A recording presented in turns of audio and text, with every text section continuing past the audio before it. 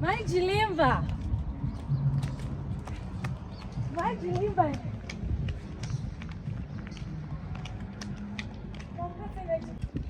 Ndine mufaro usiri kuita nhasi vedu wedu. Muri kuziva muzukuru wangu uya? Muzukuru wangu, mwana wasekuru wangu. Munomuziva here? Kamuzukuru kangu kandogara nako aka. Kaita sei? Kamukomana aka kanga ari form 6 aka. Munokukaziva here Maijilimba? Dairai kani. Kafa here? Aiwa, haana kufa. Kupasa Maijilimba zvinodadisa. 15 points Maijilimba. 15 points ndiri kufara zingaitemi. 15 points.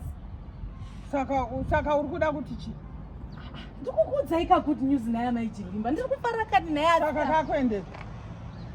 Tisataziya, tisatanyatsoziva kuti tiri kumuendesa kuvha here, achaita sei, tisataziva Maijilimba. Pamba tine mufaro usingaite. Saka inini wauri kuudza ndinani? Uri kundiudzirei? Ndati uri kundiudzireiko?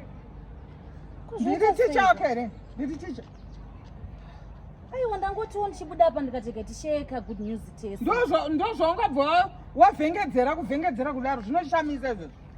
Vanangani vakapasa munyika muno? Ndibvire apo, nditadzisa basa rangu. Ndibvire.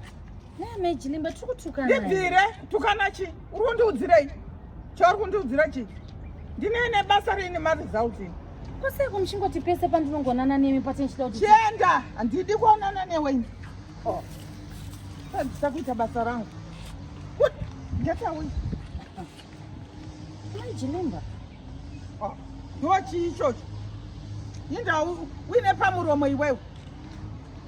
Urida undinzwa here kana kuti uda kudi? Ndine ukamana here mwana panext door ipapo? Ndine ukamana here? Nai, uyu mwana uyu inzwa. Uyu mwana uyu anondidena every day. Ndinotsamwa inini. Ndinotsamwa. Usadaro Maijilimba. Ayu. Usadaro. Kuti kamuzukuru kangu kakaita 15 points. Ndine basa rine 15 points. Asi handi zvinofadza neMaijilimba. Kufadza chi? Unongofara handi muvakidzani wako. Muvakidzani wangu wakuita sei? Wirira naye, muvakidzani ndiyo hama yako yepedyo zveneya. Iwe unondiudzeiko iwewe? Unondiudzei museguru such a single woman? Unondirayira chini? Yatochinja naye asa. Aiwa, ndati unondiudzeiko iwewe? Kuve musinguru imhosva here naye hama yangu. Saka hausi mhosva? Haisi mhosva? Kwainga tose tiri masinguru 190. Saka unondirayira chiko inini? Ndiri kungotigarisana zvakanaka. Handiudzwe nesenguru izvozvo. Handina senguru nonditaurira. Mune rimwe chete.